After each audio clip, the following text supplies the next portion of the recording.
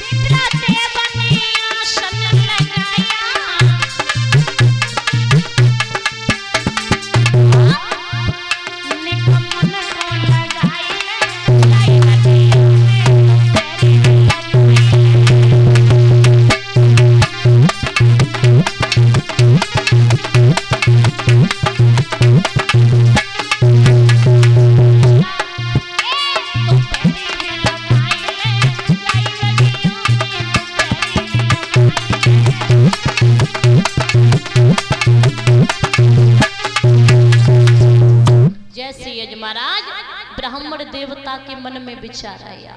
अब तो महाराज याद रहे, ब्राह्मण देवता ने क्या किया, भाई बाग में लेटे गए, उन्हें कहा सतुआ दे रुक्मिणी ने सतुआ घोरी के खाए ले, महाराज सोए गए।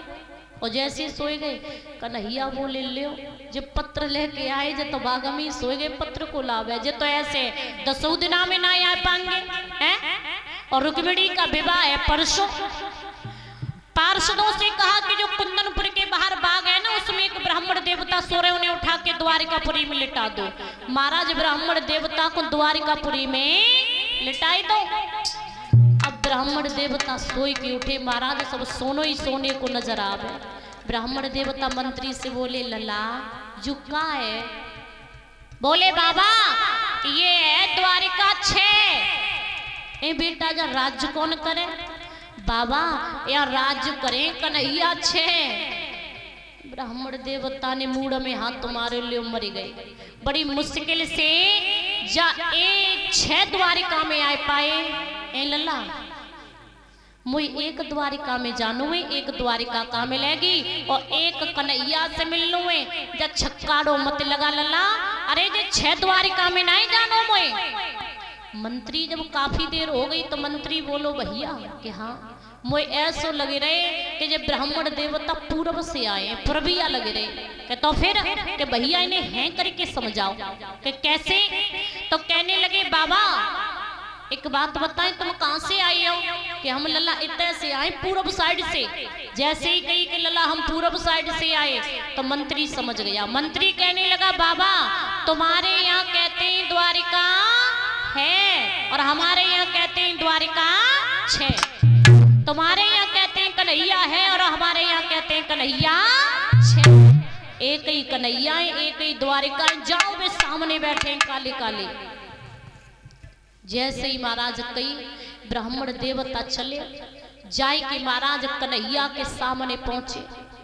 ब्राह्मण देवता बोले बारी बिटरिया देखो रिजवे को जा करुई पे बैठी हैं, जके दांत ही दांत चमक रहे, पूरे मुंह पे जाके आंखें और दांत ही दांत चमक रहे हैं। करिया धरो बनाए कालो ड्राम जैसो, जके चक्कर में मुझ चलाता चलाता और मारे डारो जा बिटरिया ने तो बिल्कुल किस्मत और ज्यादा फूल रही। लेकिन लली जो तूने करो अच्छो करे ले, हम तेरो पत्र दे रहे।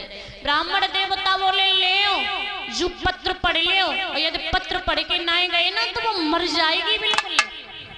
जैसे ही जब बात कही ब्राह्मण देवता का पत्र लिया और महाराज पढ़ा प्रभु ने। अब भगवान बोले कन्हैया कैसे जाएं, आज्ञा कैसे ले बड़े भैया बलराम से। तो महाराज का बोले ब्राह्मण देवता से बाबा कि हाँ हमारे बड़े भैया बलराम आएंगे अब। फिर तुम इतनी तेजी से खांसी हो, इतनी तेजी से खांसी हो, जब मालूम पड़े तुम्हारे अबे प्राण निकले जा रहे। ठीक है लला, जैसे कि ठीक है लला। ब्राह्मण देवता ने खांसना प्रारंभ किया। इतने खांसे जब मालूम पड़े कि जब द्वारिकापुरी में वे तुरंत प्राण निकले जा रहे। बलराम बोले कन्हैया जे कहां से आए हैं, जहां से आए इन्हें वहीं छोड़ के आओ। यदि मर गए ना तो द्वारिकापुरी में तेर भी करनी पड़ेगी, ब्रह्म हत्या लग जाएगी, छोड़ के आओ। कन्हैया बोले जो माँ को सही मिलो इन्हें छोड़न जाएंगे और रुक्मिणी को ले आएंगे। जैसे ही महाराज जब बात कही, अब तो महाराज याद रहे रुक्मिणी वहां पर है घर पे, और इधर भगवान कन्हैया रथ लेकर के चले, और रथ लेकर के कन्हैया रथ में बैठ के चले। ब्राह्मण देवता बैठा ले। अब कहा बोले बाबा के हाँ लल्ला तुमने कबू सिनेमा देखो वह सिनेमा? ए लल्ला हमने ना देखो वह कैसो हो वह सिनेमा, दिखाएं बाबा आज? के लल्ला दिखाओ, के आंखें बंद करो बाबा।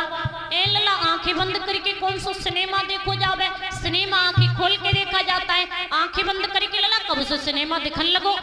कन्हैया बोले नाई बाबा हम आंखें बंद करके सिनेमा दिखाते हैं, यदि देखो तो बताओ। ब्राह्मण देवता बोले 90-95 साल की वैसी उम्र है चुकी, मरे हुए भाई वैसे हुआ चंद वक्त सिनेमा देख ले, आंखें बंद करने वालों कैसो है? तो बोले ठीक है लल्ला हम आंखें बंद कर रहे हैं और तुम सिनेमा दिखाओ। ब्राह्मण देवता ने आंखें बंद करी, तुम्हारा